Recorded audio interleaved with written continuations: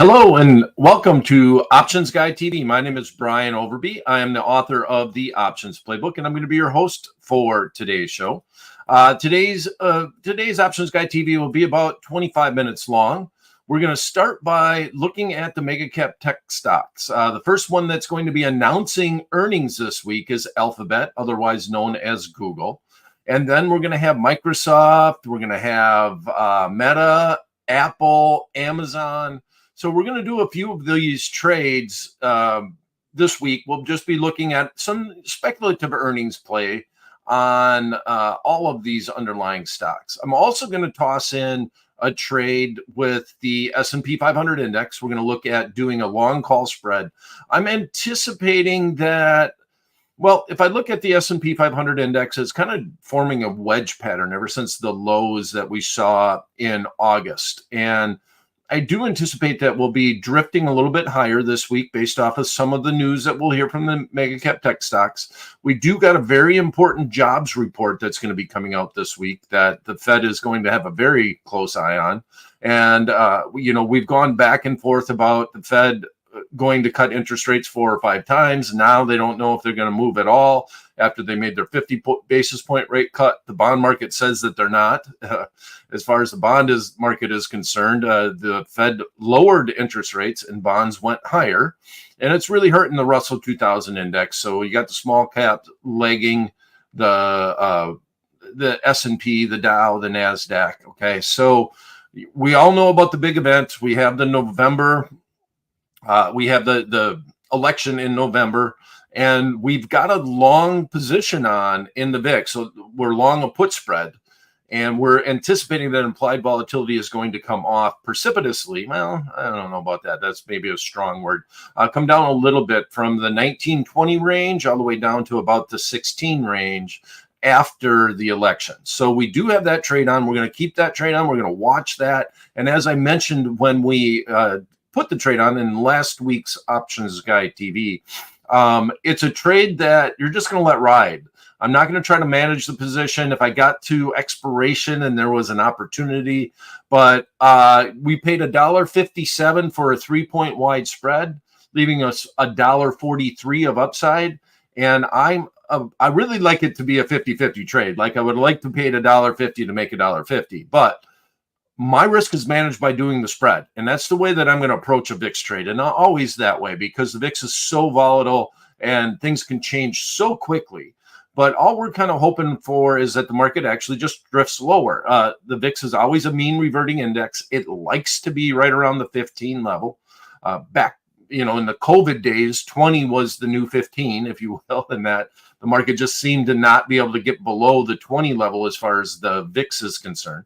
Right now, we see the VIX at 1939, so it's down a little bit today. Amazingly, it actually closed above 20 on Friday, which is a little bit of a nerve-wracking event. We had kind of a flat marketplace, but we still saw the VIX drift higher, which means there's still a lot of uncertainty. And to me, it's just all driven by the election, by the fact that there's a known event out there that they do not know what will happen at that event. So until we get that out of the way, I think the VIX is going to have a stranglehold on the marketplace, and the market just can't run free and either go to the upside or the downside. There's no regard to direction, but that news event or that big event that we have in the marketplace, it needs to go away before the VIX will start drifting lower. And I do think no matter what really happens after the election, who wins or not, I do expect the VIX to drift lower. Now, if the market were to tank, obviously the VIX would go up, but I really don't anticipate that happening. They just want that event to go away. So that's why we did the short VIX trade that I actually have on in my own account, and I'm managing that position, a fairly large position in that trade. I don't do VIX trades that often. I just look for opportunities, and when I like it, I will do it, and I will do it fairly large. Okay, now let's get into Google. So we're going to have earnings. We're going to have all the mega cap tech stocks, and you can choose which ones you would like to trade or not trade.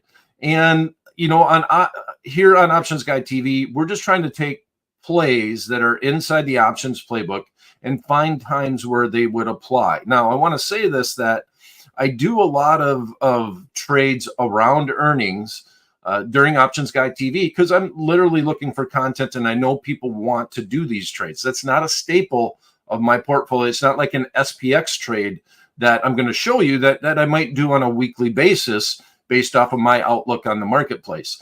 If you're doing these trades, they're speculative in nature, and you got to get the direction right. And that's really hard to do around earnings. But if you are going to speculate on them, this is how I'm going to approach it. I'm going to, first of all, look at what the expected move is based off of what the marketplace is telling us. And then I'm going to use that to try to set up. And today we're going to look at a long call spread in Google. I'm going to lean to the bull side this week. I still think AI is really driving the marketplace.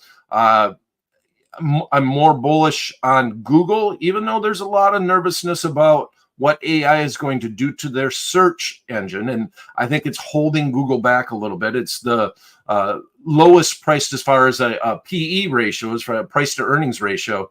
Google is the lowest of the Meg 7. And I think it has some room for some upside. So one thing about Google is around earnings, they just don't really make any statements. They don't make any statements that actually make that underlying stock move. But I'm going to get bullish on Google. And then we have Microsoft, we have Apple. Apple, I would be a little bit bearish on. If anything, I'd look at a protective strategy to try to protect my shares of Apple. I've had shares of Apple in my account. I think almost everybody has at some point in time. So that's the way that I would approach the Apple. But the one that I'm the most interested in is going to be Amazon. I think Amazon, they have a project called Amelia that is out there that they've been working on and throwing some money at, trying to make AI a big part of their retail marketplace and let you know about things that you should buy that you didn't even know that you needed. Amazing how that would be with the AI. And I think any type of news in that front, I think, could drive the stock higher. Anticipate we're coming into the obviously Black Friday. November is the holiday season. And I just anticipated that if there was one that I would want to speculate more so than the other, I think that would be the underlying that I would want to trade. And they announce on a Thursday, so the Friday option contracts only have 1 day to live. Okay, let's start with Google. We'll go to the SPX, and we'll keep in mind that we still have the VIX trade going on, and that's going all the way out till November 20th. So if I'm looking at Google, i.e. Alphabet, the one that I usually trade is the GOOGL. There is a Goog, G-O-O-G. They move very similar. They're both very liquid option contracts. The L has the voting rights. I guess that's why I do that. It has a little bit better voting rights, but I don't think it matters. I don't think most of the retail clients or the marketplace in general understand why Goog and Google exist or what's the story behind them. But right now, well, the market went down. It opened up a little bit, but I guess I can just use this. I had the long straddle in that the market was at around 167.50, the most at the money. If I'm going to do any earnings play, especially on a short-term basis, I am. You want to look at the most at the money option contract. All right, so it went down to 165. Let's just toss it back in here. And right now we're showing that it's $11.40. So that translates to about a 6.7, 6.8% move that the marketplace is looking for based off of earnings. Now, remember that they're announcing Tuesday after the close, and this is implying the move going into Friday, which is November 1st, which is 4 days away. Now, a lot of the people talk about expected move and they just toss out the first expiration that is available, and that is November 1st. But this is saying this is the type of move that they're looking at before that Friday expiration date. Bottom line is it's not an exact number. It has no regard to direction, but I do want to keep it in focus that if I am going to do a long call spread, which is a strategy I'm going to use today, I don't want to go out more than what the marketplace is implying the underlying stock could move, i.e. the expected move. A lot of people look at things and think about it as the one standard deviation move. which is awesome about the Tradier Pro software, because it highlights where that one standard deviation move is at. It's right between the 177 and the 180 strike. Somewhere in that range is where one standard deviation move is. But as I said, 11 points. If we had 11 points to 165, that would be 176. So we'd be right about here. I don't want to sell anything beyond that, because I want that market to get to that level and have that potential to get to that level. So I have two decisions here. I can be a little bit cheaper, and I'm going to let's start with this one. And this will probably be the official paper trade. Marketplace thinks that if the forecast, well, I should say if the earnings is anticipated as good news on Alphabet, i.e. Google, the marketplace is saying that a move to the upside would, quite possibly be 11 points. And that's what we're saying here. So if we sell the 175 and buy the 170, we're within that 11 points. So we're staying within what the marketplace thinks could happen. And now we got a solid risk reward. And if I'm speculating around earnings, a lot of people will look at it and say, gosh, there's a lot of volatility. I want to sell a short spread, or sell either sell the put spread and be bullish, or sell the call spread and be bearish. I don't like the risk reward as much. If I'm speculating around earnings, if I get it right, I want to get rewarded. So in this instance, we're paying $1.59, and I'm managing my risk by doing the spread. It's only got 4 days to live until that expiration date. But if I look at this, we're saying 150. Well, the width of the spread is 10 points wide. Minus 159, we're talking about $8.41. So I'm sorry, 5 points wide. 5 minus 1.59 equals $3.41. Okay, so I'm risking $1.59, and now it's moving around. Let's make it $1.60. I'm risking $1.60 to make $3.40, and that's my goal here. I have my risk is lower than my reward, as opposed to doing a short spread where you're bringing in a small credit. But if the market does make that ginormous move, or a one standard deviation move in the wrong direction, I can lose more than I can gain. This is the way I like to speculate on earnings. Sometimes I'll do a butterfly trade out of the money. That would be a way to approach it too, as opposed to just doing the short spread outright. Skip strike butterfly is what I would look at. But this is going to be my paper trade in Google this week. We're looking, and we'll make it the official paper trade. We're already up a nickel, I guess, huh? Well, 160 is popping in there, so we'll keep it at that. I would work it at 160. We're looking to go out to the November 1st expiration, 4 days away. We're going to buy the 170 strike call, and at the same time sell the 175 strike call. We're doing this for a net debit of $1.60 to the account, and our maximum upside is $3.40. So for every 1-by-1 spread that we put on, our maximum risk would be $160 minus any fees that we might have to pay to get into the trade. Now, if you're willing to risk a little more and you don't think it can make that 10-point move or 11-point move, you just move it down one, right? So if you go to 167.50, and then we'll go 5 points here and we'll sell this one. Now you're talking about paying $2 for that trade instead of $1.60. But the stock now only needs to get to 172.50 to reach that maximum. But now the maximum is $3 as opposed to $3.40. All right. I'd like to stay within the expected move and sell a strike that's very close to it, because I want to reduce my risk as much as possible. And the marketplace is saying a 10-point or 11-point move, to be more accurate, is a very is a possibility after the earnings. So I'm going to trust the marketplace that if the news is perceived as good, that it will make that type of move to the upside. All right. Now, the second trade that I'm going to send this to the what if calculator so that I can take my screen grab for Wednesday's show. And there it is. And now we're going to come back, and I'm going to do the SPX. So let's just get bullish on the SPX. And the way that I'm going to do it this week, it's going to be a neutral to bullish trade.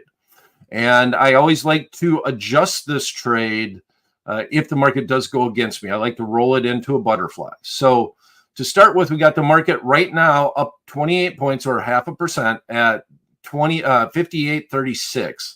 I would have done this on the open, so I'm kind of sad right now that it's actually up 0.5% because that would be a real good trade in this scenario.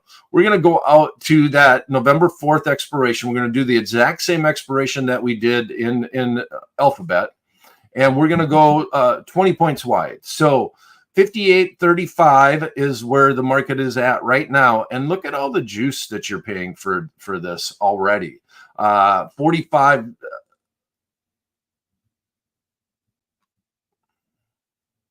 Yeah, just wanted to make sure that was right. We're paying $45, if you were to buy this option contract outright, just for four days worth of time premium. So it's easy. There's obviously a lot of juice right now in these S&P 500 index options, and that's reflective of the VIX. The VIX right now at 1929, still staying above 19. It's being very stubborn as far as the marketplace is concerned. All right, so 58.15 would be the option contract that we're buying.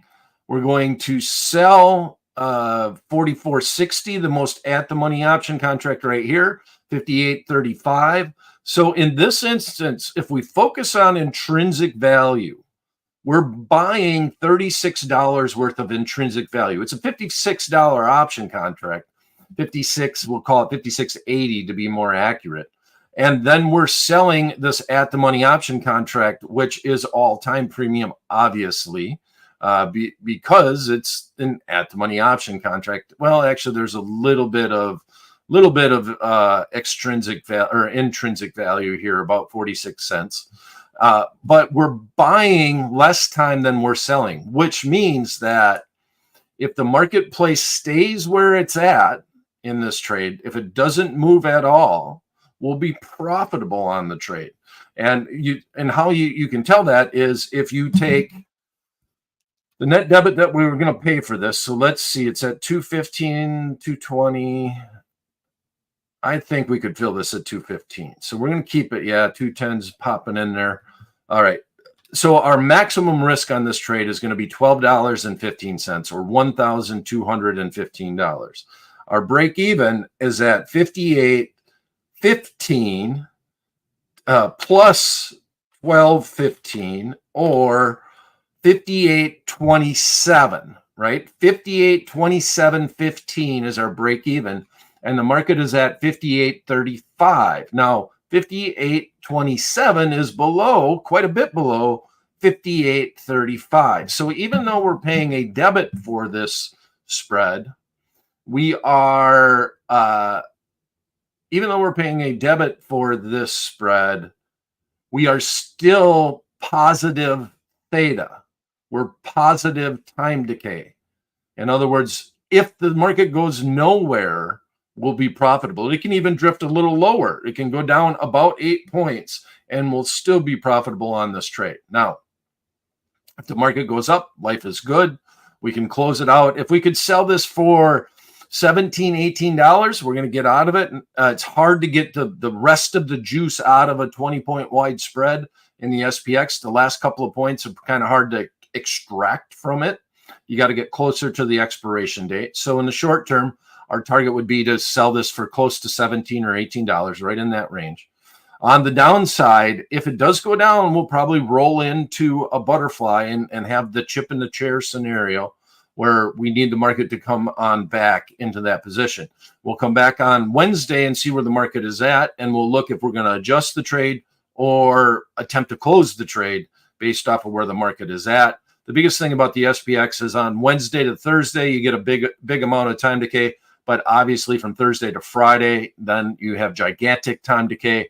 And then in the last half of the day on Friday is when all that juice comes out of the SPX options. It really holds its time value, which allows you, if you're incorrect on your forecast, to adjust your trade. All right. If you have any questions, please do put them in the chat box, and I can try to address them if you would like me to. And I'll give you a couple of minutes to do that. If you got any questions, if you're in the Tradier Hub, hub.tradier.com, you can ask questions directly, but you do need to develop a sign-on. You do need to actually go in and log into the account. Then you can ask questions directly during the show. You can also do it on the Tradier YouTube page if you were logged into your YouTube profile, and then also through x.com. So we do stream live via my X handle, which is at Brian Overby, at my name, and also through the TradierX.com handle. So if you'd like to just view that way, there's many different options. And with that said, I don't see any comments. That's it for this edition of Options Guide TV. We will see you this Wednesday at 11 a.m. Eastern Time. We'll see how our Google trade played out, because Tuesday is going to be their earnings. And then we will also see if we need to adjust our S&P 500 index long call spread. Thanks for stopping in. See you Wednesday.